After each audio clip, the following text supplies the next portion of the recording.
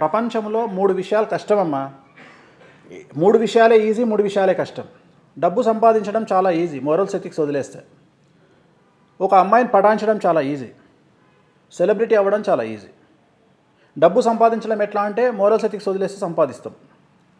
ఒక అమ్మాయిని కరెక్ట్గా టార్గెట్ చేసి కొడితే పడుతుంది. అట్లనే సెలబ్రిటీ అవ్వాలి అంటే పెద్ద అవసరం ఏం లేదు, మంచిగా ఖైరతాబాద్ చౌరస్తాలో పోయి కుక్కను గరిస్తే ఆటోమేటిక్గా సెలబ్రిటీ అవుతాం, ఎందుకంటే కెమెరాలు వస్తాయి కాబట్టి. కానీ ఈ మూడింటిని నిలబెట్టుకోవడం కష్టం. డబ్బు కష్టం, సంపాదించిన డబ్బు నిలబెట్టుకోవడం కష్టం, సెలబ్రిటీ స్టేటస్ నిలబెట్టుకోవడం కష్టం, ప్రేమించిన అమ్మాయిని పెళ్లి చేసుకున్న తర్వాత కాపాడుకోవడం కష్టం. పెళ్లి వరకు మనదే అని కన్ఫామ్, పెళ్ళి అయిన తర్వాత ఎప్పుడు విడాకులు ఇస్తుందో తెలియదు. సో ఆ అమ్మాయిని కాపాడుకోవడం కష్టం, సెలబ్రిటీ స్టేటస్ని కాపాడుకోవడం కష్టం. ఇప్పుడు నిన్న ఉదాహరణ జరిగింది, నిన్న పల్లె ప్రశాంత్ బిగ్ బాస్లో గెలిచిండు. బయటికి వచ్చినాక ఏం జరిగింది?